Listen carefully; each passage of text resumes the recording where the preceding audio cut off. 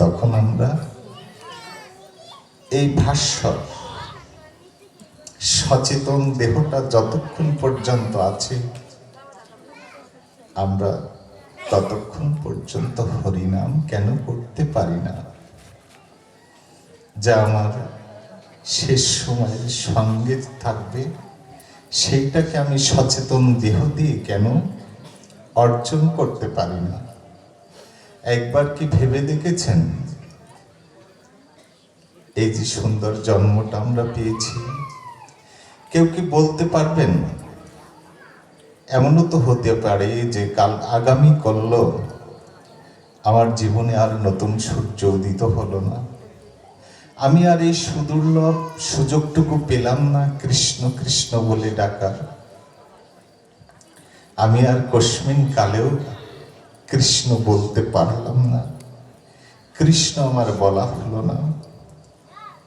তাই মন অনুভবে থাকতে হবে আমি জনমের মতো, আমি শেষবারের মতো প্রভু এই কৃষ্ণ নামটুকু করছি, হরে কৃষ্ণ কৃষ্ণ কৃষ্ণ হরে হরে, হরে রাম রাম রাম হরে হরে। আর যদি বলা না হয়, আর যদি তোমায় ভালোবাসা না হয়, তাহলে আমার মনুষ্য জন্মটা যে ব্যর্থ হয়ে যাবে প্রভু। আমি মন খুলে তোমায় ডাকতে পারলাম না, আমি মন খুলে তোমায় আহ্বান করতে পারলাম না। আমার হৃদয়ে কামরূপ অগ্নি দাবানলের ন্যায় প্রজ্বলিত হয়ে আছে, তাপিত মুখে আমি হরিনাম সংকীর্তন করি ঠিকই, কিন্তু আমার হৃদয়ে কাম আসক্ত দীর্ঘতর হয়ে প্রজ্বলিত হতে থাকে। তোমার চরণে নিষ্ঠা প্রেম অবিরত আমার হয় না। তাই তো চৈতন্য চরিতামৃতে পরিষ্কার ভাষায় বললেন, হরিনাম সংকীর্তনে, প্রেমময়ী পবিত্র হরিনাম সংকীর্তনে নাহি বহে প্রেম অশ্রুধার, তবে তাহতে যেন অপরাধ আছে প্রচুর তোমার। যদি হরিনাম সংকীর্তন মুখে উচ্চারণ করছেন, কত সুন্দরভাবে বলেছেন, আগে কিন্তু বলেছেন খাইতে শুইতে যথাতথা নাম লয়, দেশ কাল নিয়ম নাহি সর্বসিদ্ধি হয়। আবার কি বলছেন, আপনি নাম অর্চন করছেন, এখানে এসেছেন নাম অর্চন করছেন। নাম অর্চন কেন করছি? আমরা জাগতিক গুরুদেব আপনাকে মালা ধরিয়ে দিয়েছেন, বলছেন হরিনাম সংকীর্তন করো তুমি, 16 মালা হরিনাম সংকীর্তন করো তুমি, অহর্নিশি হরিনাম সংকীর্তন করো, যতটা পারো ততটা করতে থাকো। হরে কৃষ্ণ কৃষ্ণ কৃষ্ণ হরে হরে, হরে রাম রাম রাম হরে হরে। কিন্তু এই হরিনাম সংকীর্তনে আমরা কি প্রাপ্ত হতে চলেছি, আমরা কি পাচ্ছি এখানে? তাই বলছে কিছু যদি পেতে চান তাহলে আপনাকে চাইতে হবে। আপনি যদি না চাইতে পারেন তাহলে তো আমার আপনার পাওয়া হবে না, মন খুলে চাইতে হবে। তাহলে ভগবানের কাছে কি চাইতে হবে? আপনার কি অপূর্ণতা আছে, আমার কি অপূর্ণতা আছে এই সংসারে? আমরা কি পাইনি? আমরা প্রভুর কৃপায় সর্বাত্মং সুদুর্লভ দেব দুর্লভ এই মর্ত্যধামে মনুষ্য জন্মটা প্রাপ্ত হয়েছি। মনুষ্য জন্মটা আমরা এই মর্ত্যধামে প্রাপ্ত হয়েছি শুধুমাত্র কিসের জন্য জানেন? কৃষ্ণ সেবার নিমিত্তে। এই সুদুর্লভ মনুষ্য জন্মটা প্রাপ্ত হয়েছি, কিন্তু সেই কৃষ্ণ সমর্পণ আমাদের হলো না। তাই কৃষ্ণ সমর্পণ করার প্রধান এবং শ্রেষ্ঠ মাধ্যম হচ্ছে কি জানেন?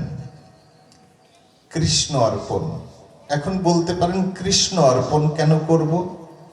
কারণ আপনি মা লক্ষ্মীর পূজা করে যে ধন আর শান্তির আকাঙ্ক্ষা করছেন, সেই ধন শান্তি আপনি প্রাপ্ত হবেন মা লক্ষ্মীকে পূজা করলে। কিন্তু আপনাকে তো এখানে থাকতে পারবেন না, আপনাকে এখান থেকে চলে যেতেই হবে। সুখ শান্তি নিয়ে তো আপনি থাকতে পারবেন না। আপনার একটি সময় পরে এই সংসার ছেড়ে চলে যেতে হবে। মা কালীর পূজা করছেন নিজেকে রক্ষা করবার জন্য, রক্ষা করলেন ঠিক আছে, কিন্তু এক সময় আপনাকে এই সংসার, এই ভবনদী অবশ্যই আপনাকে আমাকে সকলকে পাড়ি দিতে হবে, একদিন চলে যেতেই হবে। আপনি রাজ ঐশ্বর্য প্রার্থনা করলেন, পেলেন, সেটি তো থাকবে না, আপনাকে একদিন ছেড়ে যেতেই হবে। তাই সবকিছু সকল দেব দেবতারা যাদের যা যা কিছু অর্জন করছে, সকল দেবদেবীগণ আমাকে কৃপা করে তাহাই প্রদান করছেন। আমি এখানে সবকিছু পেলাম, কিন্তু আমি যদি কৃষ্ণ অর্জন না করতে পারি,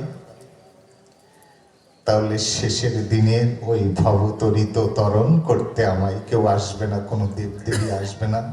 ওই ভবতরি তরণ করবার একমাত্র দায়িত্ব হচ্ছেন পরম আরাধ্য গোলক বিহারী শ্রীকৃষ্ণ, যিনি কৃপা করে জীবকে ভবতরি তারণ করিয়ে থাকেন। তাই গৌহরি বল, আপনি মাতা সরস্বতীর অর্চন করবেন, বিদ্যা বুদ্ধি প্রাপ্ত হবেন, কিন্তু শেষের দিনে মা সরস্বতী তো বিদ্যা বুদ্ধিটাই দান করবেন। মা সরস্বতী তো আপনাকে তারণ করবার জন্য আসবেন না।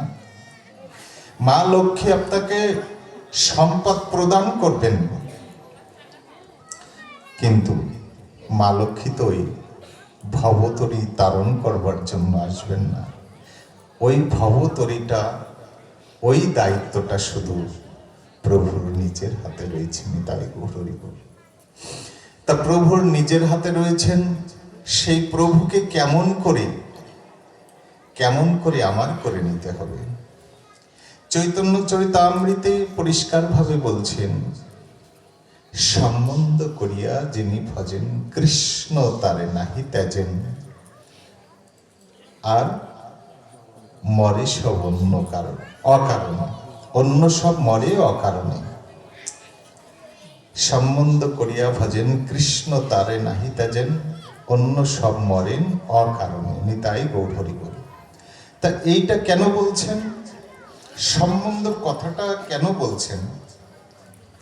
আমার সাথে বাবার সাথে সম্বন্ধ আছে, আর কারোর সাথে তো আমার সম্বন্ধ নাই। আজকেই দেখলেন আমাকে হয়তো বা, তাহলে বাবার সাথে সম্বন্ধ আছে, আমার প্রয়োজন হলো কিছু টাকা, আমাকে তো কেউ দিবেন না আপনারা, কিন্তু বাবার সাথে আমার পরিচয় আছে। আপনার কথাটাও ভেবে দেখুন, আপনি বিপদে পড়বেন, কার কাছে চাইবেন? আগে বাবারা বিপদে পড়লে আগে ঘরে তাদের প্রেয়সী, প্রিয়তমা স্ত্রীর কাছে সলা পরামর্শ করেন, তখন বলেন আমি দেখছি। তখন উনি কার কাছে মোবাইল করেন? ওমা, তোমার জামার একটু সমস্যা চলছে। তার মানে কার সাথে সম্বন্ধ সূত্রটা, কে কার প্রতি বেশি দুর্বল, তা সকলের চেয়ে বুঝছে যে সহধর্মিনী দুর্বল। আর এই সব মেয়ে জামাইয়ের উপরেই তার শাশুড়ি শ্বশুর বেশি দুর্বল। দুর্বল মানে সম্বন্ধের জন্যই দুর্বল। তা সম্বন্ধ করিয়া ভজেন। আজ হঠাৎ করে আপনি এসে ভগবানের সামনে মাথা টুকে বলছেন, ভগবান তুমি আমায় একটি পুত্র সন্তান দাও। বললেন, ভগবান তুমি আমায় এই মাজার ব্যথা ট্যাথা হয়েছে এগুলো সেরে দাও। বললেন,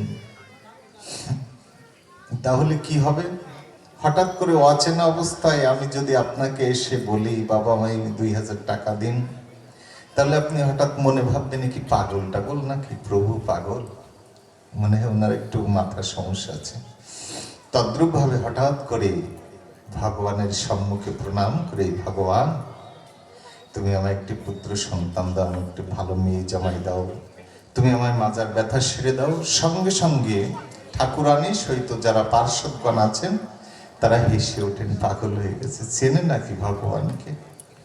ভগবানকে চিনতে পারেনি, ভগবানকে চেনেন না, ভগবানকে জানেন না, ভগবানের সাথে কোনো সম্বন্ধ নেই। এসে ফস করেই বলছে যে আমায় অমুক দাও, আমায় তমুক দাও। আপনি কিছু ভগবানকে দিয়েছেন কি? ভগবানের কাছে আমরা যাচ্ছি, তা ভগবানকে আমরা কি কিছু দিয়েছি? তার কাছ থেকে চাচ্ছি আমরা, ভগবানকে আমরা কিছুই দিতে পারিনি মন খুলে। তাই মন খুলে কি দিতে হবে ভগবানকে? ওই নাম অমৃত অর্জন করবেন। কৃষ্ণ রূপে, নাম রূপে কৃষ্ণ অবতার, কলিযুগে নাম রূপে কৃষ্ণ অবতার।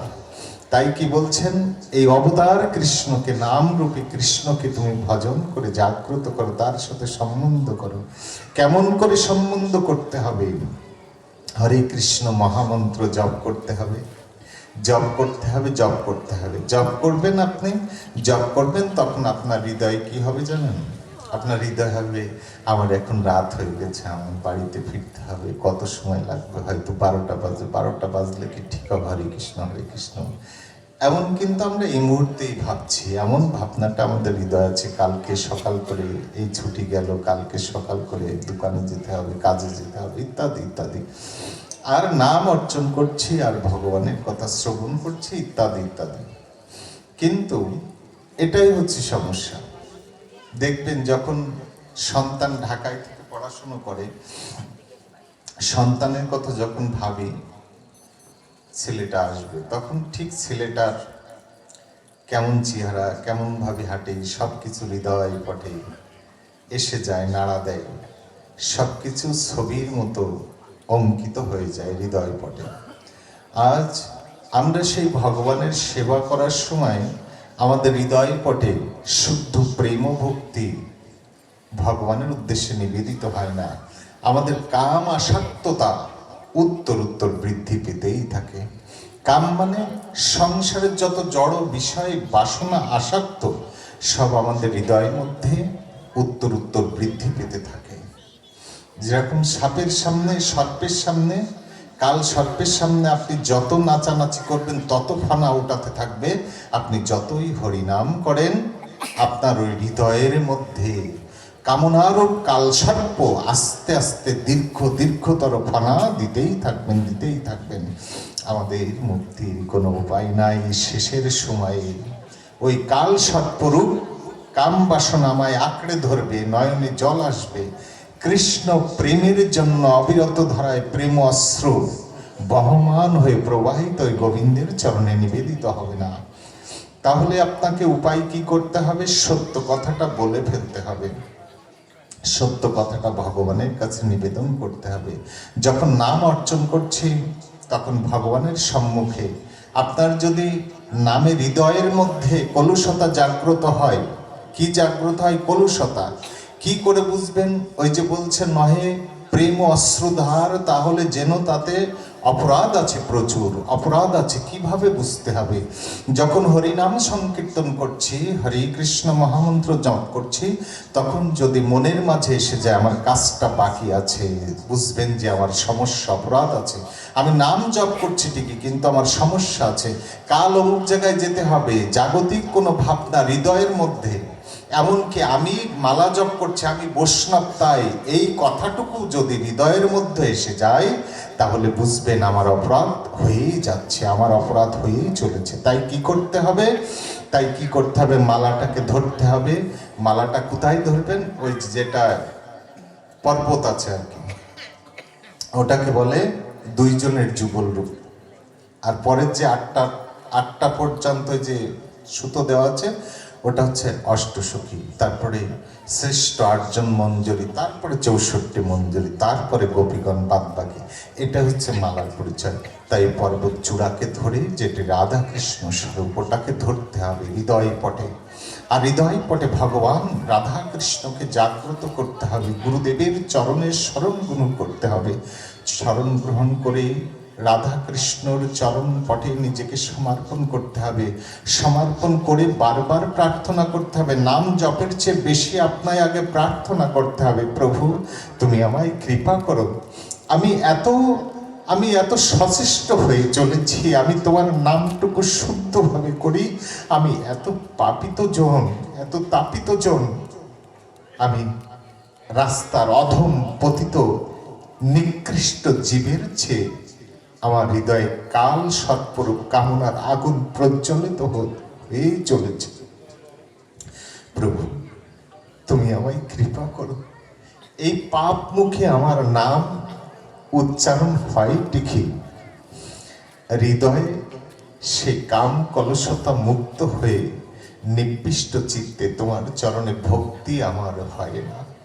আমি হৃদয় দিয়ে তোমার চরণকে ধারণ করতে সক্ষম হইনি। প্রভু, তুমি আমায় কৃপা করো, আমি মন খুলে প্রাণ খুলে তোমার চরণে যেন আমার হৃদয়কে সমর্পণ করতে সমর্থ হই। প্রভু, আমার নয়নে একটু জল দাও। প্রভু, আমি চাই হরে কৃষ্ণ নাম উচ্চারণ করে করে নয়ন জলে তোমায় পূজা করতে। আমার আর পূজা করা হলো না, আমি পূজা করতে পারলাম না। কামনার আগুন এমন ভাবে প্রজ্বলিত হয়ে চলেছে, আমার হৃদয় পাষাণ্ড হৃদয় হয়ে চলেছে। এই হৃদয়ে কৃষ্ণ প্রেম জাগ্রত হলো না। প্রভু, তুমি আমায় কৃপা করো, তুমি আমায় কৃপা করি, আমার নয়নে একটু জল দাও, আমার মনের সকল কাম কলুষতা আদি দূর করে দাও। প্রভু, আমি যেন নিষ্ঠ চিত্তে হরে কৃষ্ণ মহামন্ত্র জপ অর্জন করতে সক্ষম হই। প্রাণের স্পন্দন দিয়ে, মনের অভিলাষটুকু দিয়ে ভগবানের চরণে নিজেকে সমর্পণ করতে হবে। গোবিন্দ গোবিন্দ বলে সমর্পণ করতে হবে, কৃষ্ণ কৃষ্ণ বলে কাঁদতে হবে, তা সদ্গুরুর শ্রীচরণ আশ্রিত হতে হবে। তবেই তো গুরু কৃপায় গৌর গোবিন্দের নাম অর্জন করতে আমরা সক্ষম হতে পারি। আপনাকে আমাকে আত্মসমর্পণ করতে হবে। যদি আত্মসমর্পণ করতে সমর্থ না হই, আমরা যদি স্যালেন্ডার না করি, ভগবানের কাছে যার নাম, যার কৃপা, সেই কৃপা লহরী পেতে যদি তার চরণে আমরা যদি সমর্পণ না করি, সমর্পণটা কি? প্রভু, আমি মিথ্যুক, আমি প্রতারক, আমি নাম করছি ঠিকই, কিন্তু আমার হৃদয়টা তোমার চরণে সমর্পণ হচ্ছে না। আমার মনের মণিকুঠায় যেটুকু প্রেম ভক্তি আছে, সেই প্রেম ভক্তিটুকু কামনায় রূপান্তরিত হতে চলেছে, শুধু কামনায় রূপান্তরিত হচ্ছে। আমি কাম তাড়িত হয়ে পড়েছি। প্রভু, আমায় তুমি এখান থেকে রক্ষা করো। প্রভু, আমি কামের সাগরে তলিয়ে যাচ্ছি, তুমি আমায় কৃপা করে ধরো। প্রভু, তোমার চরণে অধমকে একটু আশ্রয় দাও। যদি আমরা প্রার্থনা করতে ব্যর্থ হই, তাহলে আমরা মুখে নাম করবো ঠিকই, নামে কি কি হয় জানেন তো? শাস্ত্রে কি বললেন? আমরা অনেকজন কি বৈষ্ণবকেই চিনতে পারি না। অনেকে বলছেন বৈষ্ণব কোথায় পাই? সেই বৈষ্ণব কোথায় পাই? বৈষ্ণবজন ভক্ত, সেই ভক্ত কোথায় পাই? ভক্ত চিনিবারে দেবতারাও ভক্তদের, বৈষ্ণবদেরকে চিনতে পারেন না, বুঝতে পারেন না। শাস্ত্রে সেই কথা বললেন, কিন্তু আমাদের পতিত পাবন গৌর সুন্দর কিন্তু বলে দিয়েছেন স্পষ্টভাবে, স্পষ্ট কথাই বলে দিয়েছেন। কিভাবে বলে দিয়েছেন? বলছেন, যার মুখে শুনিবে একবার কৃষ্ণ নাম, সেই যেন বৈষ্ণব প্রধান। কত সুন্দর করে বললেন। নাম কি দেখেছেন? শুধু নামের গুণেই তুমি বৈষ্ণবকে বললেন, যার মুখ দেখিলে আসে কৃষ্ণ নাম, সেই জানিও তুমি বৈষ্ণব প্রধান। আবার কি বললেন? যার মুখে অহর্নিশি হরিনাম সংকীর্তন, সেই জানিও বৈষ্ণব প্রধান। তাহলে নাম সংকীর্তন বাদ দিয়ে তো কোনোভাবে বৈষ্ণব ভক্ত যজ্ঞ আদি কোনো কিছুই কল্পনা করা যায় না। যদি আপনি কোনো কিছুই করতে চান, বৈষ্ণব আনতে চান, যজ্ঞ করতে চান, তাহলে অবশ্যই আপনাকে নাম অর্জন করতে হবে, নামের আশ্রিত হতে হবে। নাম রূপে ভগবানের আশ্রিত হওয়ার পরেই আপনার যজ্ঞ আদি মর্মার্থ সার্থক হবে। নামবিহীন কোনো যজ্ঞের মর্মার্থ সার্থক হবে না। আমাদের কলি যুগে পতিত পাবন গৌর সুন্দর, যিনি রাধা ভাব অঙ্গকান্তি অবলম্বন পূর্বক এই জগৎ সংসারে এসেছেন, কলি যুগ হত পতিত পামরদেরকে উদ্ধার করে প্রেমের বন্যায় ভাসিয়ে সেই প্রেমের সাগরে পৌঁছে দেওয়ার জন্য যিনি প্রেমের ভাণ্ডারকে হৃদয় মাঝে নিয়ে এসে জীবের মধ্যে বিলিয়ে দিলেন, সেই নবদ্বীপে সচিমাতার গর্ভ সমুদ্রে আবির্ভূত গৌর সুন্দর। গৌর সুন্দর তিনি কি বললেন, কি করলেন, আমাদের উদ্দেশ্যে বলে দিলেন যে জীবের কর্ম পরিকল্পনা, জীবের কর্ম কি, জীবের কর্মটা কি বলছেন। মহাপ্রভুর কাছে প্রশ্ন করলেন সনাতন গোস্বামী পাদ, প্রভু এই যে জীব নাম করবে, কিন্তু নাম করতে গেলে তো পবিত্র হতে হবে জীবকে। জীব সত্তার, জীবের কি কর্ম, জীবের কাজ কি, কলিযুগে জীব কেমন ভাবে নিজেদেরকে পরিচালিত করবে, একদম পরিষ্কারভাবে ছোট্ট ছোট্ট কথা, কিন্তু আমাদের বুঝতে সময় লাগে। প্রভু বলছেন জীবে সেবা, জীবে সেবা, জীবে সেবা।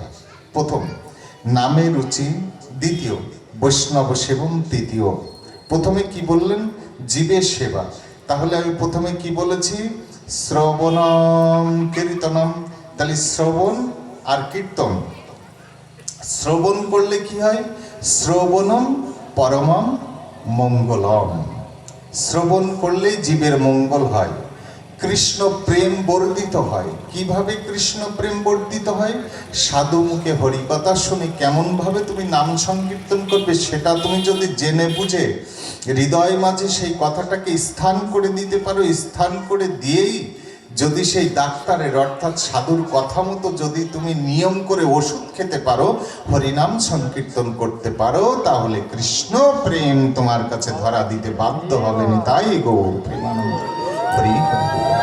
আর যদি তুমি ডাক্তারের কথা মতো শুনে না চলো, তোমার ভবরোগের বন্ধন থেকে তুমি মুক্ত হবে না। ভবরোগ তোমায় আক্রান্ত আরো বেশি বেশি ভাবে করতে থাকবে। খাইতে শুইতে যথা তথা নাম লয়, দেশকাল নিয়ম নাই সর্বসিদ্ধি হয়। তাহলে কি হচ্ছে?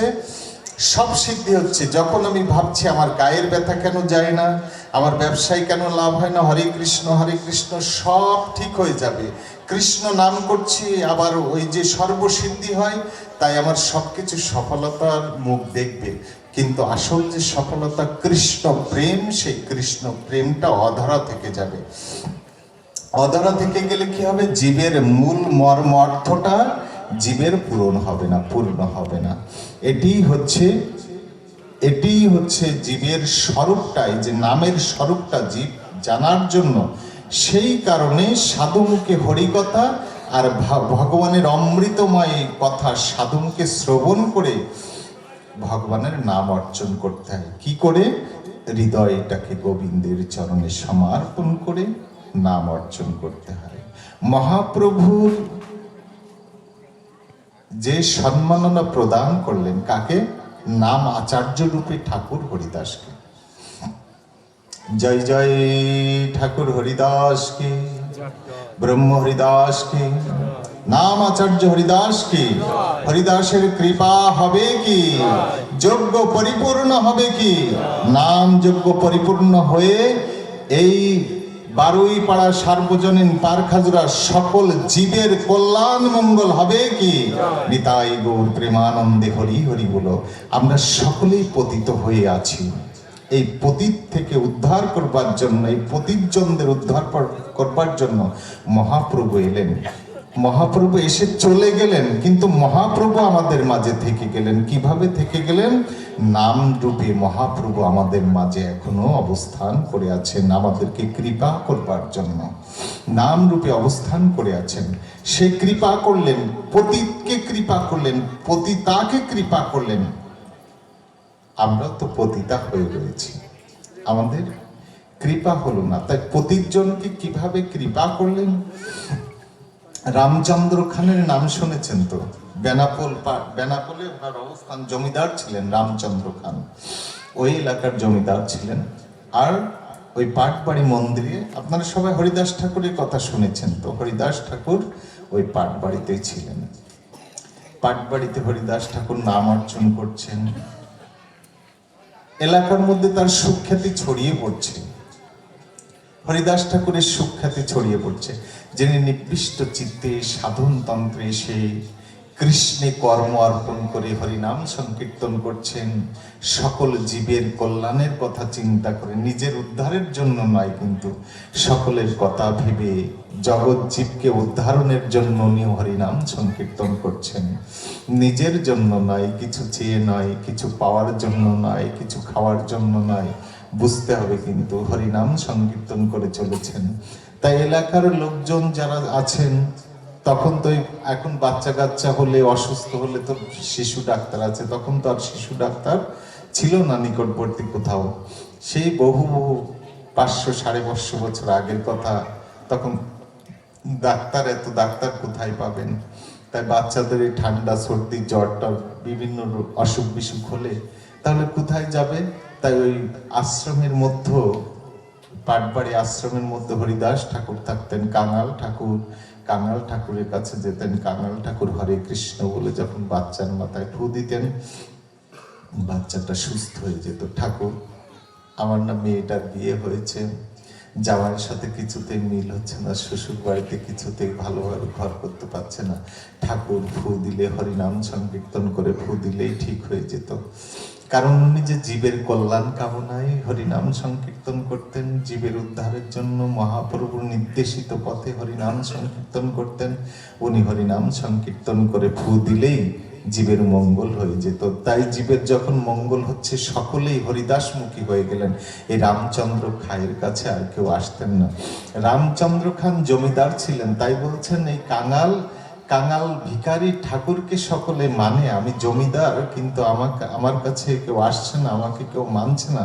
তাই ঈর্ষান্বিত হয়ে পড়লেন রামচন্দ্র খান। রামচন্দ্র খান ঈর্ষান্বিত হয়ে হরিদাসের পরে ওনার প্রকোপ লেগে গেল। উনি হরিদাসকে ওই পাটবাড়ি এলাকা থেকে সরিয়ে দেওয়ার জন্য উঠে পড়ে লেগে উঠলেন, কিভাবে হরিদাস ঠাকুরকে সরিয়ে দেওয়া যায়। তাই উনি কিছু সন্ত্রাসী পাঠালেন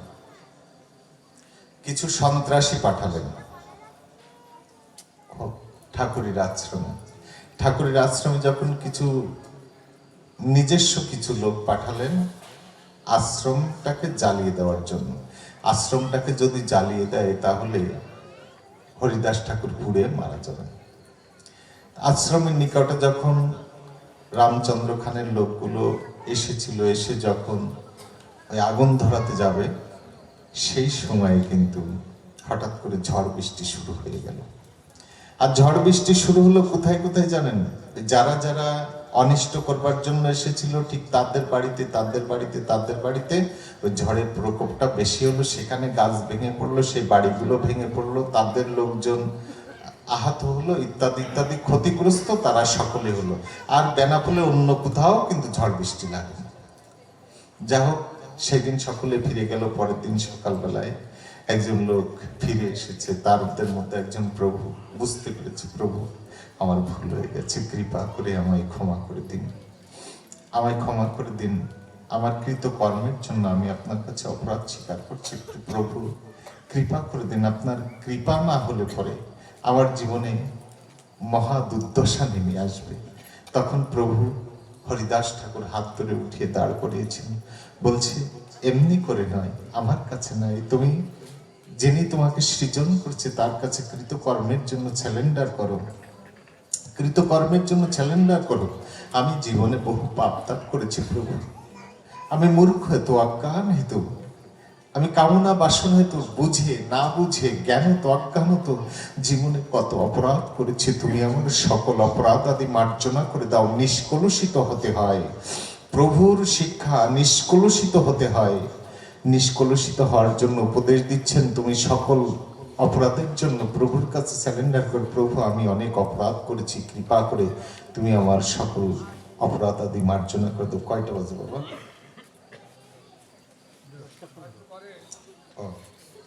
মানে আমার তো টাইম আছে, সেজন্য বুঝতেছি না কি। রাধে শ্যাম। বলছেন প্রভু, প্রভু আমি জীবনে যত অপরাধ করেছি আমার সকল অপরাধ কৃপা করে তুমি মার্জনা করে দাও। আমি অনেক অপরাধ করেছি, জ্ঞানত অপরাধ করছি, অজ্ঞানত অপরাধ করেছি, তুমি আমার মার্জনা করে দাও প্রভু। এমনি করে প্রভুর কাছে তুমি ক্ষমা প্রার্থনা করো, প্রভু তোমায় অবশ্যই কৃপা করবেন, তোমাকে কৃপা করবেন। তুমি যাও ভগবান। আজ হরিদাসের কথা মতো, ঠাকুরের কথা মতো মার্জনা প্রার্থনা করলেন, মার্জনা প্রার্থনা করলেন, প্রভু তাকে ক্ষমা করে দিলেন, চলে গেল। এদিকে রামচন্দ্র খান কিন্তু বিফল মনোরথ হয়ে অত্যন্ত মনোকষ্টে পতিত হলেন। বললেন যে আমি এত চেষ্টা করছি হরিদাসকে এখান থেকে তাড়ানোর জন্য, হরিদাসকে কোনো কিছুতেই তাড়াতে পারছি না। তাই খুব রুষ্ট হয়ে, দুঃখিত হয়ে, বিমর্ষ বদনে ওনার যেখানে ওনার নর্তকী নাচ গান টান শুনিয়ে ওনাকে মুগ্ধ করার চেষ্টা করে, উনি সেখানে বাইজিখানাতে বসে আছেন। রামচন্দ্র খান বাইজিখানাতে বসে আছেন। উনি রাজকার্য আর কর্মাদি করছেন না। কেন? ওনার মন ভালো নেই। আমি পরাস্ত হয়ে গেছি, আমি পরাজিত হয়ে গেছি, আমি নিঃশেষ হয়ে গেছি, আমি জমিদার, আমি একজন ভিখারির কাছে হেরে গেলাম, আমি একজন কাঙালের মনোকষ্টে উনি সেই মনের অনালে দগ্ধীভূত হয়ে পর্যুদস্ত হচ্ছেন। তাই দুঃখিত মনে উনি যে বাইজিখানা ওনার, সেখানে অবস্থান করতে থাকলেন। এখন লক্ষ্মীরা নাম করে ওনার খুব নিকটজন সুন্দরী একজন বাইজি ওনাকে নাচ গান শুনিয়ে ওনাকে খুশি করতেন, সবসময় খুশি রাখার চেষ্টা করতেন। সেই লক্ষ্মীরা নাম করে সেই বাইজি সেখানে চলে এসেছেন। বাইজি এসে, বাইজি যেভাবে অঙ্গভঙ্গি, সাজসজ্জা, নূপুরের ধ্বনিত হওয়ার সঙ্গে সঙ্গে যে কোনো পুরুষের হৃদয় ঝংকার দিয়ে উঠবে, এমনভাবে সেজে, এমনভাবে সুগন্ধি গায়ে লাগিয়ে এসেছেন, এমন তার চাহনি, কোনো পুরুষ মাথা নিচু করে থাকতে পারবে না। সেই নূপুরের ধ্বনিতে আস্তে আস্তে যখন জমিদারের দিকে এগিয়ে এসেছেন, তখন জমিদার আর মাথা উঠাচ্ছেন না। এত নূপুরের ধ্বনি শ্রবণ হওয়া সত্ত্বেও হাত জোড় করে জমিদারের কাছে চলে গেলেন। বাবু, এই দাসী কি কোনো অপরাধ করেছে আপনার চরণে? আজকে দাসীর দিকে আপনি সহাস্য বদনে একবার নয়ন নিক্ষেপ করলেন না, একবার তাকিয়ে দেখলেন না। আপনি দেখতে পারতেন আপনার জন্য কেমন সুন্দর করে আমি সেজে এসেছি, আপনার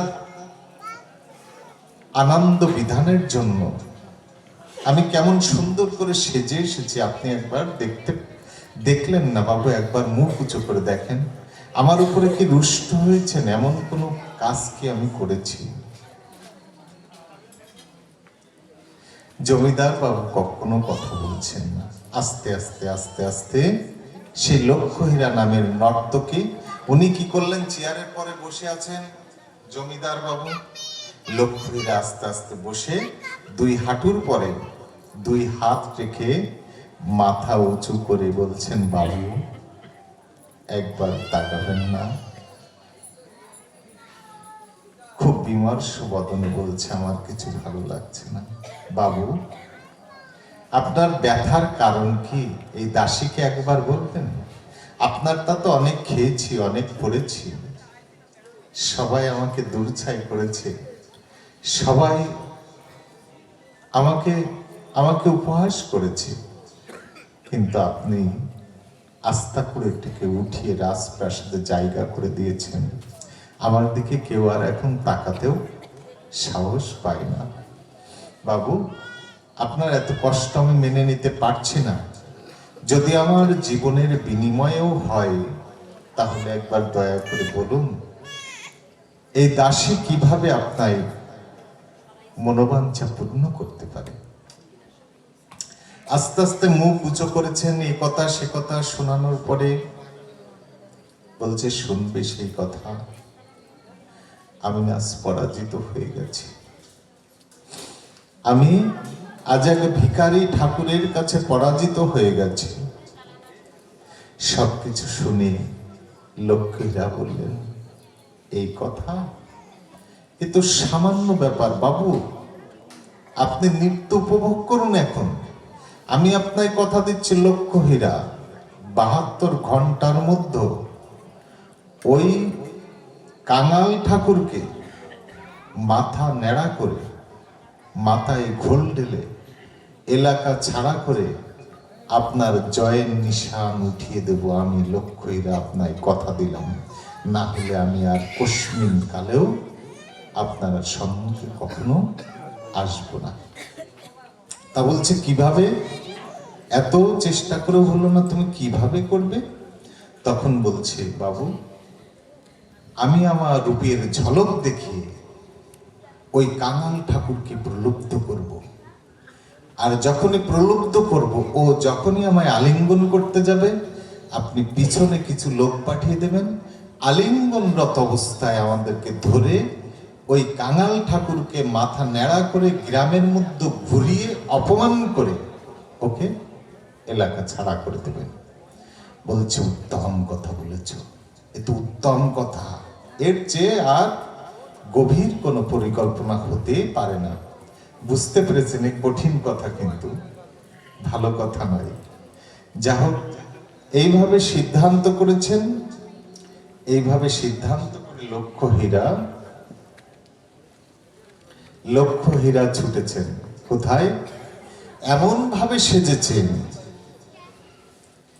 এমন ভাবে সেজেছেন, এমন ভাবে নিজেকে প্রস্তুত করেছেন, কামদেব যেন কাম বান নিক্ষেপ করে দিয়েছেন। মানে তার দিকেই যে তাকাবে, লক্ষ্য নিক্ষেপ করবে, সেই পরাভূত হয়ে যাবে, সেই পর্যুদস্ত হয়ে যাবে, সেই কামনার আগুনে নিজেকে দগ্ধীভূত করে ফেলবে। এমন ভাবে শয্যায় সজ্জিত হয়ে আস্তে আস্তে নুপুরের ধ্বনি ধ্বনিত করে হেলে দুলে সন্ধ্যার পরে মনোমুগ্ধকর সহাস্য বদনে ওই কাঙাল ঠাকুরের আশ্রমে আগমন হয়েছে লক্ষ্য হীরা নর্তকীর। বুঝলেন তো? লক্ষ্য হীরার আগমন হয়েছে। আর আমার ঠাকুর কি করছেন? আমার ঠাকুর আশ্রমের মধ্যে কি করছেন?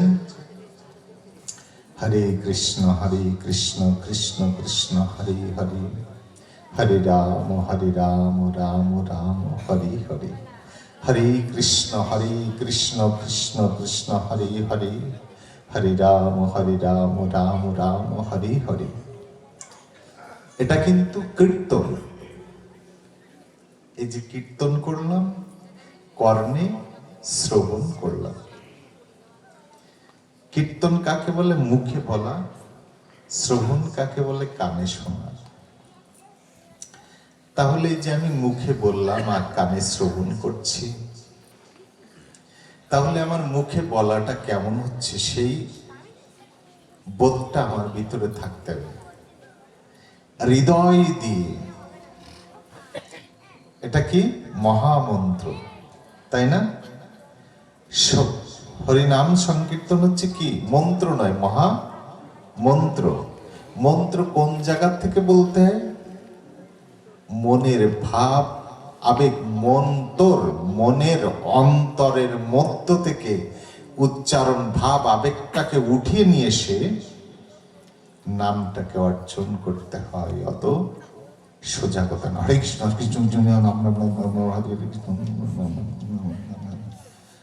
এটাকে নিজেই ভালো শোনা যায়।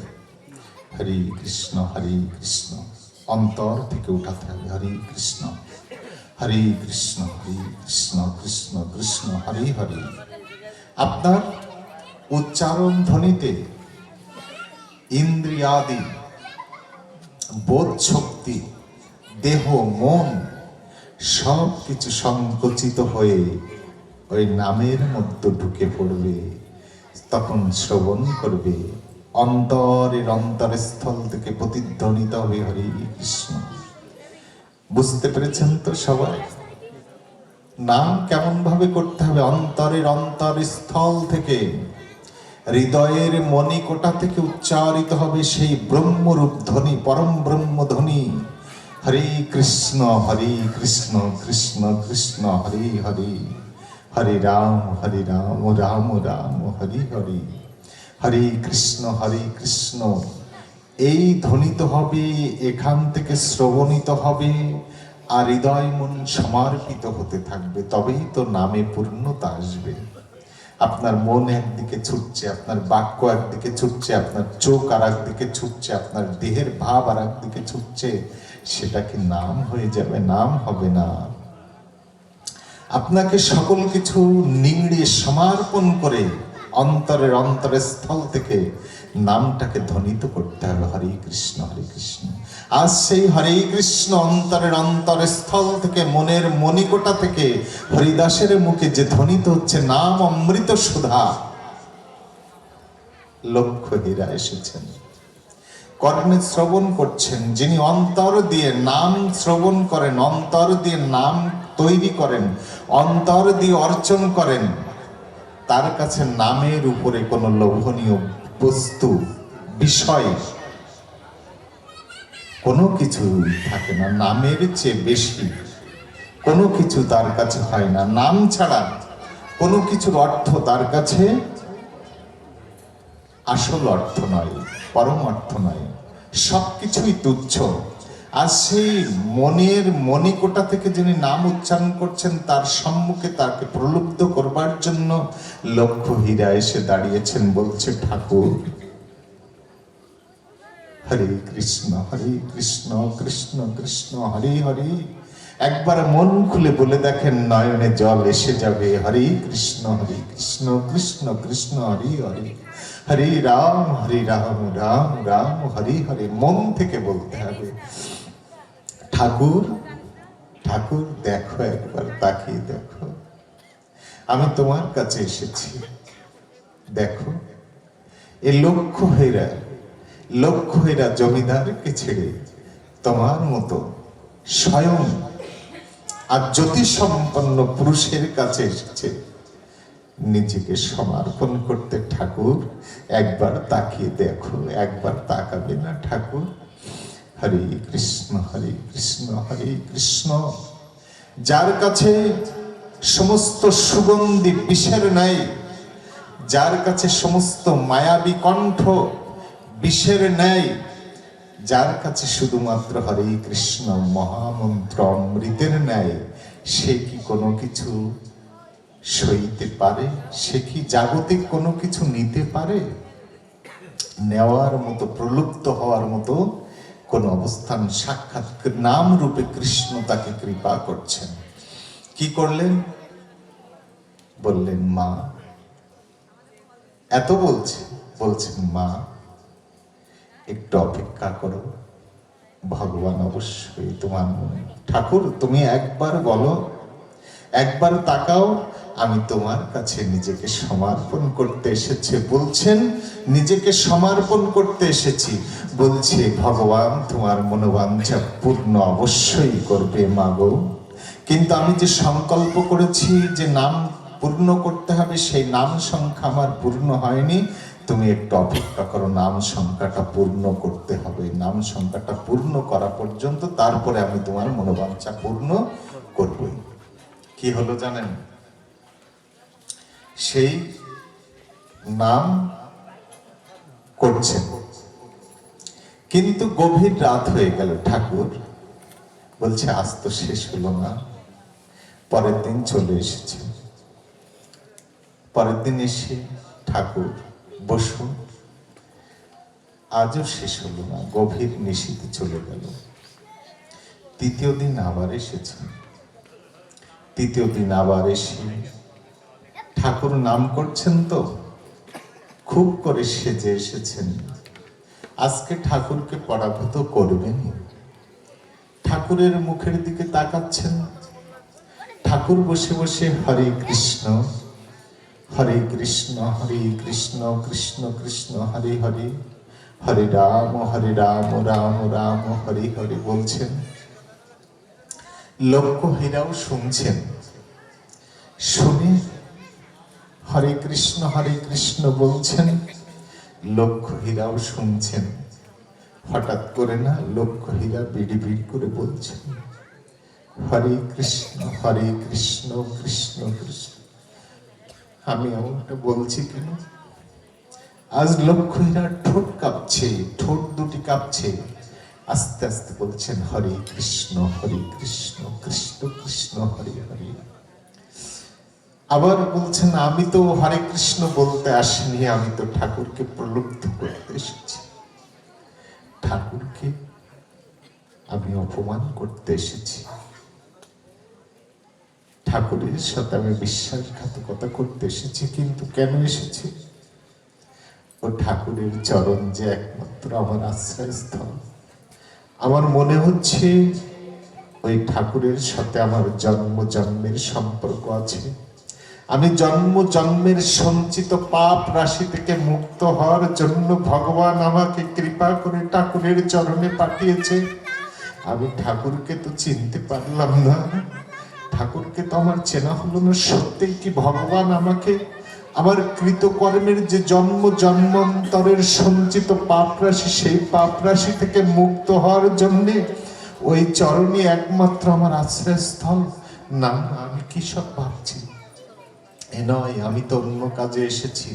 আবার ঠাকুরের মুখের দিকে আর একবার তাকাচ্ছেন, তাকিয়ে তাকিয়ে ওনার নয়নে জল এসে যাচ্ছে। ওই হরে কৃষ্ণ মহামন্ত্র। আস্তে আস্তে আস্তে আস্তে মাথা নিচু করছেন, আবার তাকাচ্ছেন। আহারে, আমি কি ভুল করতে এসেছিলাম, কি করতে এসেছিলাম এখানে? ওনার সাথে যে আজকের সম্পর্ক নয়, জনম জনমের সম্পর্ক।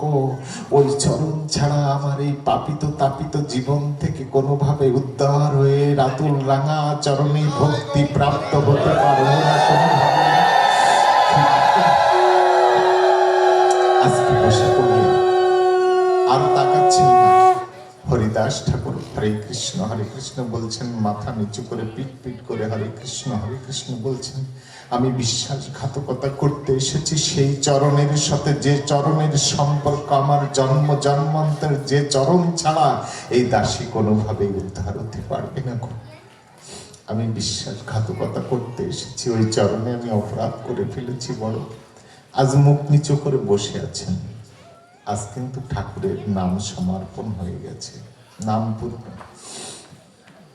ঠাকুর উঠেছেন, উঠে বলছে, মা, ও মা আজ না মুখ খুলছে না, উঁচু করছে না। এই যে এসেছিলে, বলেছিলে তুমি সমর্পণ করতে এসেছ, ও মা মুখটা একটু তোলো, একবার তাকাও, তোমার বাবার দিকে একবার তাকাবে না মা? তুমি না সেদিন বলেছিলে তুমি না আমার চরণে তোমাকে সমর্পণ করতে এসেছ, একবার তাকাও আমার দিকে। আর তাকাচ্ছে না, আর তাকাতেই পাচ্ছে না, আর চোখ উঁচু করে তাকানোর সাহসটুকু লক্ষ হীরার মধ্যে নাই। তখন কি বললেন, মা তুলসী, ছেলের দিকে একবার তাকাও। আজ মুখটা আস্তে আস্তে উঁচু করলেন, মুখটা উঁচু করলেন ঠিকই, ঠোঁট দুটো তখন টক টক করে কাঁপছে, কিছু বলতে পারছেন না। তুমি না বলেছিলে আমার কাছে সমর্পণ করতে এসেছ, কিছু বলছো না কেন? বলো, আমি তো তোমার নেওয়ার জন্য প্রস্তুত হয়ে আছি, তুমি বলো। আজ না লক্ষ হীরা কোনো কথা বলতে পারছে,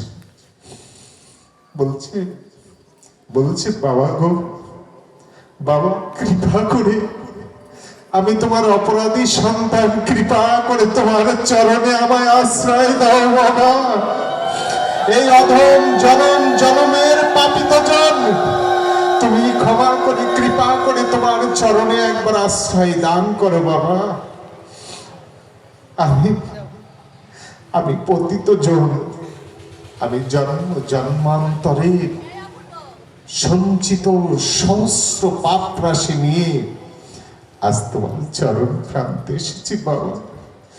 বাবা চরণে একটু আশ্রয় দান করো। বলছে, মারে, আমি কবে চলে যেতাম, আমি কবেই চলে যেতাম। আজ ওই রামচন্দ্র খান আমার বিরোধিতা করেছেন, তার বিরোধিতা নিয়ে আমি থাকতে যাইনি, শুধু তোকে উদ্ধার করবার জন্য এই 3 দিন আমি এখানে ছিলাম পড়ে। মা, এই সোনাই নদী থেকে স্নান করে আয়, আমি তোকে নাম অমৃত সাধনে সিক্ত করে যাই। তুই কৃপা করে আশ্রমের দায়িত্বটা গ্রহণ করে নি মা, যা স্নান করে যা। আজ হরিদাসের চরণে পতিত হলেন লক্ষ্যহীরা। লক্ষ্যহীরা পতিত হয়ে হরিদাসের চরণ ভজন করলেন। হরিদাস ঠাকুর নামে মন্ত্র দিলেন, কর্ণে মন্ত্র দিলেন। কি মন্ত্র দিলেন? হরে কৃষ্ণ হরে কৃষ্ণ কৃষ্ণ কৃষ্ণ হরে হরে, হরে রাম রাম রাম হরে হরে। বলছেন, খাইতে শুইতে যথাতথা নাম লয়ে, দেশকাল নিয়ম নাহি, সর্বসিদ্ধি হয় নিতাই গৌর হরি বল।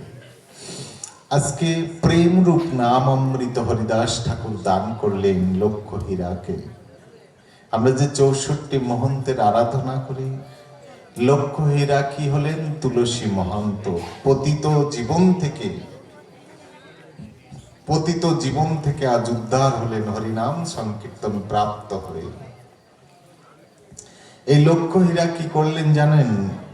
হরিদাস ঠাকুর যখন লীলা সম্বরণ করবেন, লীলা সম্বরণ করার 2 বছর আগে এই লক্ষ্যহীরা উনি উনার ইহলোক ত্যাগ করলেন। যখন ইহলোক ত্যাগ করবেন, কি বলছেন শাস্ত্রে? যে গুরুদেবের চরণে, যে গুরুদেব থেকে দীক্ষা নিয়েছেন, গুরুদেবের চরণে আচ্ছ্রিত হয়েছেন, সেই গুরুদেবকে দ্বিতীয়বার অবশ্যই আপনাকে দর্শন করতে হবে। দ্বিতীয়বার দর্শন না করলে আপনার মনুষ্য জীবনটা সার্থক হবে না। তাই লক্ষ্যহীরা বিলাপ করছেন যে আমায় কৃপা করে আশ্রয় দিয়ে সেই যে চলে গেলেন, আর কখনো এলেন না। আমার সময় হয়ে এসেছে, আমায় এখন চলে যেতে হবে। তাহলে যদি চলে যায়, চলে গেলে আমি কি জবাব দেব সেখানে?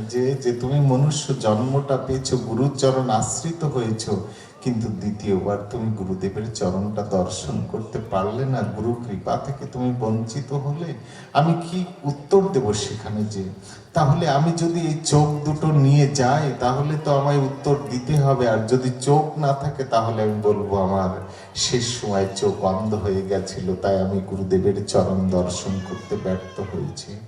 তাই লক্ষ্যহীরা কি করলেন? সেই তুলসী দেবী আশ্রমের নিকটে যে কুল গাছটি ছিল, সেই কুল গাছের গায়ে এসে বড় কাঁটা দেখে, নিচের শক্ত মোটা কাঁটা দেখে হঠাৎ করে সেই কাঁটার মধ্যে নিজের চোখটা ঢুকিয়ে দিতে চাইলেন। যখনই চোখ ঢুকিয়ে দিলেন, তখনই উনি অনুভব করলেন যে কাঁটা ওনার চোখে বিঁধল না, ওনার চোখের উপরে তুলার মতো একটি আস্তরণ উনি দেখলেন, লাল আভা সেই আস্তরণের। আর সেই তুলার মতো আস্তরণ ওনার চোখে গদি দিলে যেরকম হয়, পঞ্চ দিলে যেমন হয়, তুলা দিলে যেমন হয়, ঠিক তেমনি ভাবে ওনার চোখে পরশ বুলিয়ে দিচ্ছেন সেই হস্ত দ্বারা। আর সেইটির রং কি ছিল?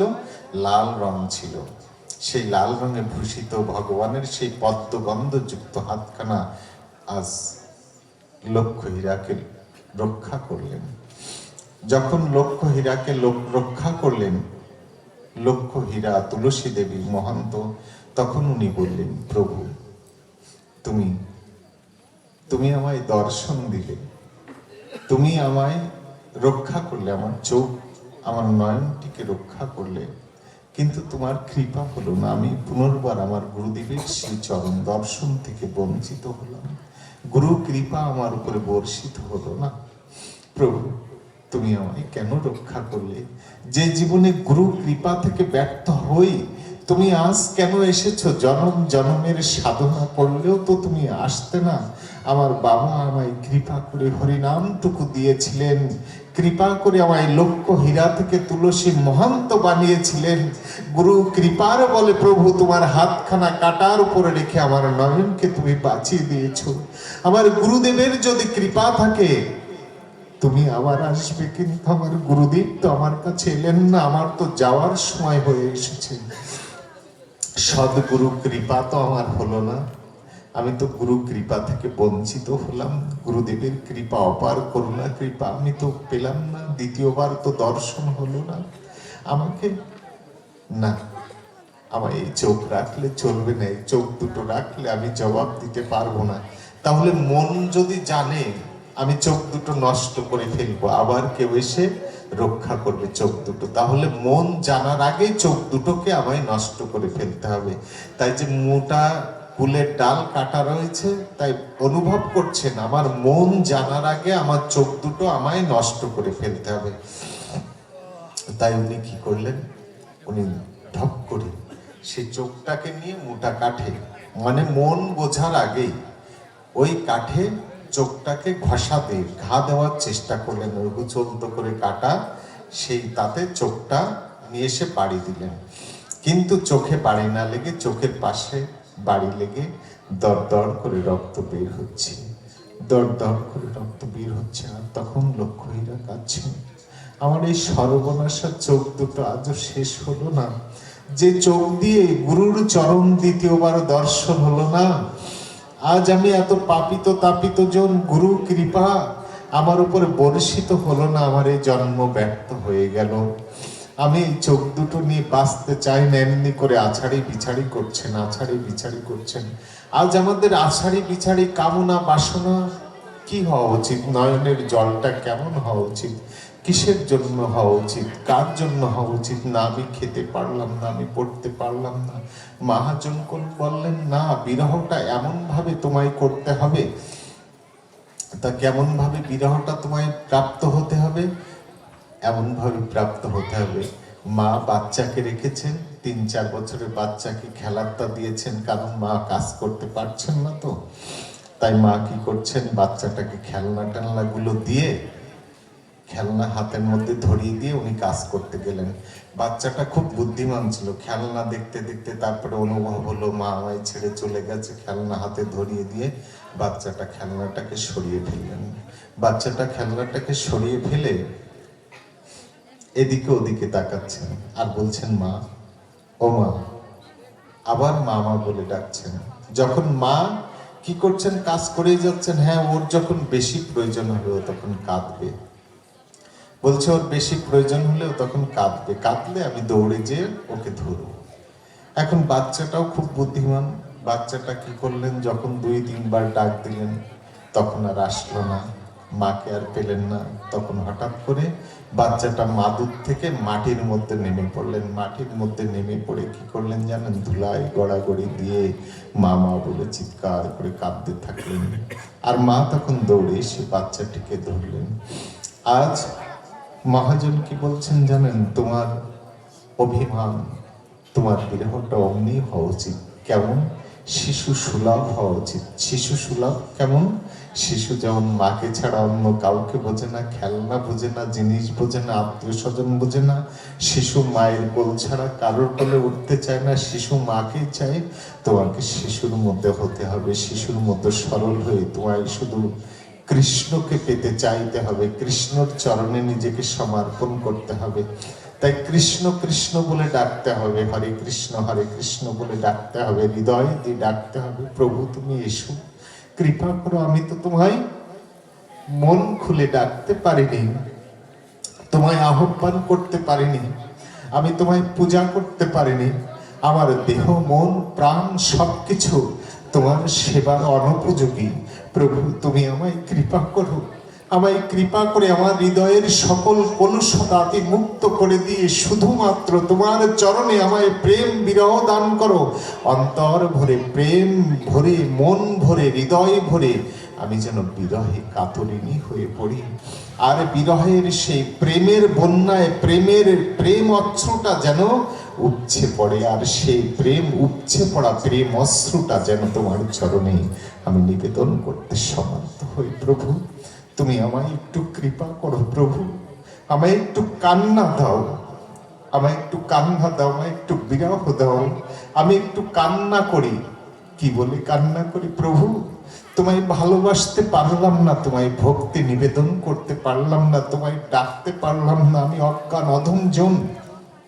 এই সংসারে কত কিছুর জন্য কেঁদেছি, না খেতে পেয়ে কেঁদেছি, দুঃখে কেঁদেছি, রোগে কেঁদেছি, শোকে কেঁদেছি, কিন্তু একবার হরে কৃষ্ণ নাম বলে তো কখনো আমার নয়নে জল আসেনি।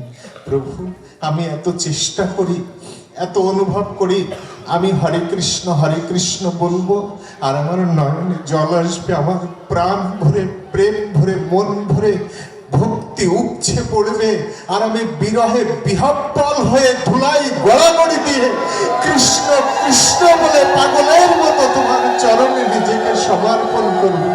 প্রভু, আমার সেই সমর্পণ করা হলো না, তুমি আমায় কৃপা করো প্রভু।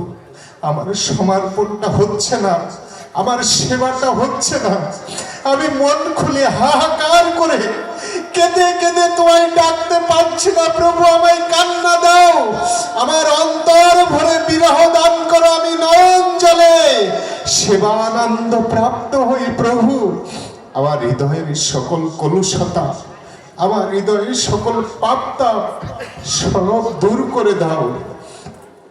আমার ভালো খাওয়া, আমার ভালো পড়া, আমার ভালো চাওয়া, আমার ভালো থাকা, সকল অনুভূতিগুলো দূর করে দাও। প্রভু, কৃপা করো, আমি যেন শুধু কৃষ্ণ বলে কাঁদতে পারি, আমি যেন শুধু হরে কৃষ্ণ বলে বলে কাঁদতে পারি।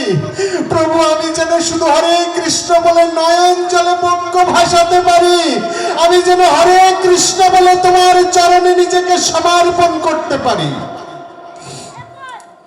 হরে কৃষ্ণ বলে আমি যেন পূজা করতে পারি। প্রভু, আমার না পূজা করা হলো না, কখন এই জীবন প্রদীপটা নিভে যাবে দমকা হওয়াতে, আমি আর কখনো কৃষ্ণ বলে ডাকতে পারবো না, আমি আর কখনো কৃষ্ণ বলে হৃদয়ে প্রেম অনুভূতি অনুভবটাকে তোমার চরণে নিবেদন করতে পারবো না, আমার সমর্পণ আর হবে না এই জীবনে। প্রভু, তুমি আমায় একবার নয়নে জল দাও, আমি একবার কৃষ্ণ বলে কাঁদি, আমি একবার আমার সমর্পণটা হৃদয় ভরে আমার সমর্পণটা তোমার চরণে নিবেদন করি। আমার তো সমর্পণ হলো না। প্রভু, তুমি আমায় কৃপা করো। এই অধম পাপিত জন, পাপিষ্ট জন, অনাচারী জন বলছে আমি পথের সেই নিকৃষ্ট নিচ জীবের চেয়ে নিচ, হীন, পাপিত, অনাচারী, আমার দেহ মন পাপে পরিপূর্ণ হয়ে রয়েছে, আমার কৃষ্ণ বলা আর হলো না। আমি মন ভরে, প্রাণ ভরে, অন্তর দিয়ে তোমায় ডাকতে পারলাম না। সাধুর চরণে ধুলিতে আমার বিশ্বাস হলো না, সাধুর চরণ ধুলিতে আমার ভক্তি হলো না। প্রভু গো, আমার কি গতি হবে? আমি কিছুই করতে পারলাম না এই সংসারে। শুধু আমার বোধটুকুনে অহংকারটাকে হৃদয় মাঝারে জাগ্রত করে আমি পতিত হয়ে রইলাম, কাম বাসনা যুক্ত পচা নর্দমার মধ্যে আমি পতিত হয়ে রইলাম। আমায় এই নর্দমা থেকে তুমি উদ্ধার করো প্রভু, তোমার চরণে প্রেমময়ী সেবায় আমায় একবার সমর্পিত হতে দাও। প্রেম তোমার, ভক্তি তোমার, নাম তোমার, কৃপা তোমার। আমি হতভাগ্য অনাহত পাপিষ্ট জীব প্রভু, কৃপা করে তোমার ওই প্রেম সাগরে আমায় একবার কৃপা করে নাও। আমি ওই প্রেম সাগরে হাবুডুবু খেয়ে নিজেকে কৃষ্ণরূপ চরণে সমর্পণ করি প্রভু। অন্তকালে কেউ তো আমার সাথে যাবে না। সেই অন্তকালে যখন সকলেই আমায় বিদায় জানাবে, আমার নারী ছেঁড়া ধন আমার পুত্র যখন আমার শেষবারের মতো বিদায় জানাবে, সকলেই যখন আমাকে শেষ বিদায় জানাবে, সেই অন্তকালে যেন আমি তোমার শ্রীচরণ থেকে বঞ্চিত না হই প্রভু। আমি যেন অন্তকালে আমার নয়ন জল ভাস্বর হয়ে হৃদয়ে কৃষ্ণ প্রেম জাগ্রত হয়ে হা কৃষ্ণ বলে ডেকে আমি নয়ন জল দিয়ে যেন শেষ সময় শেষবারের মতো তোমার চরণ পূজা করে তোমার চরণাশ্রিত হতে সক্ষম হই। প্রভু, আমার দ্বারাই তো কিছু হলো না, তুমি আমায় কৃপা করো। শেষের দিনে যেন তোমার চরণ থেকে আমি বঞ্চিত না। আজকে লক্ষ্যহীরা কথাটিও বললেন না। লক্ষ্যহীরা বলছেন, প্রভু তুমি আমায় তুমি আমায় আমার নয়নটিকে বাঁচিয়ে দিলে। যে গুরু কৃপায় তুমি এসেছো, যে গুরু কৃপায়, গুরু আশীর্বাদে আমি মহামন্ত্র জপ করতে পেরেছি, যার কৃপাতে আমার এই পাপিত দেহ মন প্রাণ, যে গুরু কৃপা আশীর্বাদে আজ কৃষ্ণ অর্পণ হয়েছে, সেই গুরুর চরণ থেকে আমি বঞ্চিত হলাম। এমনি ভাবে প্রার্থনা করছেন লক্ষ্যহীরা। হঠাৎ করে সেই আশ্রমের মধ্য দিয়ে স্বর্গীয় ধূপ ঘণ্টার ধ্বনি প্রতিধ্বনিত হচ্ছে। আর এই সে আশ্রমের মধ্য থেকে ঠাকুর হরিদাসের সেই মুখ অমৃতময় নামামৃত উচ্চারণ ধ্বনি প্রতিধ্বনিত হচ্ছে। হরে কৃষ্ণ কৃষ্ণ কৃষ্ণ হরে হরে, হরে রাম রাম রাম হরে হরে প্রতিধ্বনিত হচ্ছে। বলছেন আমার বাবা, সেই বাবার কণ্ঠস্বর, সেই সুর প্রতিধ্বনিত হচ্ছে। যে সুর, যে কণ্ঠধ্বনিতে হরিনাম সংকীর্তনে এই পাপিত জনের হৃদয়ের সকল কলুষতা আদি বিমুক্ত হয়েছে। সেই নিরাসক্ত মধুর ভাব সম্পন্ন সেই হরিনাম সংকীর্তন আজ কেন গৃহাঙ্গন থেকে প্রতিধ্বনিত হচ্ছে? ওনার শেষ সময় হয়ে এসেছে, ওনার শেষ সময় হয়ে এসেছে। উনি বলছেন বাবার প্রতিধ্বনি শোনা যাচ্ছে সে আশ্রমের মধ্য থেকে।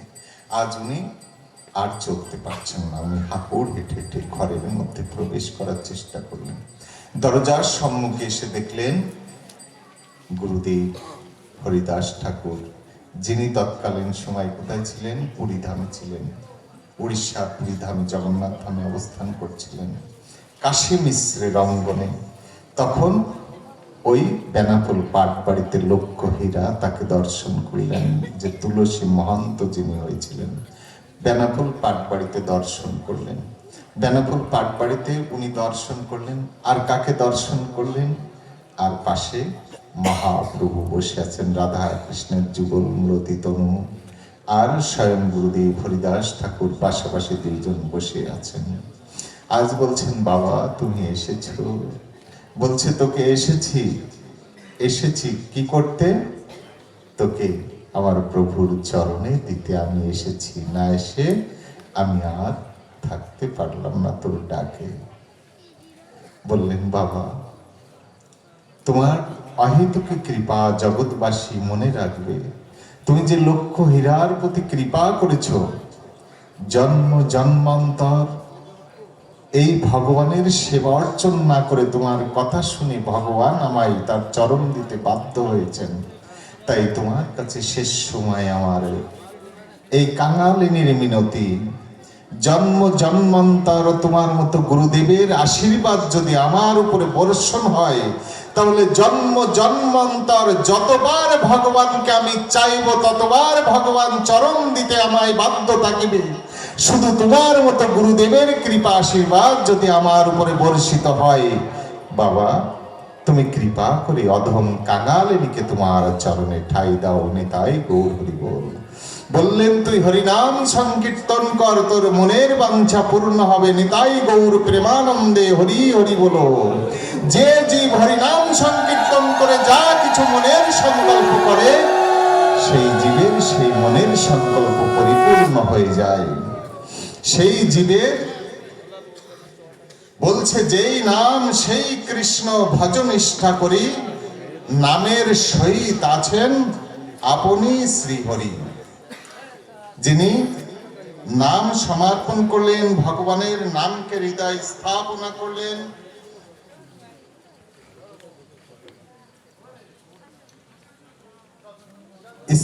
করলেন, ভগবান তার প্রতি কৃপা বর্ষণ করলেন। তাহলে আমরা নাম কেন করি? নামটা কেন করি? এই হরিদাস ঠাকুর জিজ্ঞাসা করছেন মহাপ্রভু, বলতো রায় রামানন্দ, আমরা নাম কেন করি? আরো অনেক পার্শ্বদগণ ছিলেন। হরিদাস ঠাকুর কি বললেন জানেন? শেষে জিজ্ঞাসা করছেন, অনেক পার্শ্বদের মধ্যে হরিদাস ঠাকুরের কাছে জিজ্ঞাসা করছেন, তুমি বলো তো হরিদাস, আমরা নাম কেন করি? হরিদাস বললেন, কেহ বলে নাম হইতে হয় সংসারের ক্ষয়, কেহ বলে নাম হইতে জীবের মোক্ষ হয়। হরিদাস কহে নামের এ দুই ফল নয়, নাম ফলে কৃষ্ণ পদে প্রেম উপজয়ে, নিতাই গৌর প্রেমানন্দে হরি হরি বল। আমাদের সকলের হৃদয়ে উত্তর উত্তর কৃষ্ণ প্রেম বর্ধিত হোক, এই 18তম নামযজ্ঞ আদি পরিপূর্ণভাবে সফল হোক। আজ এই পার খাজুরা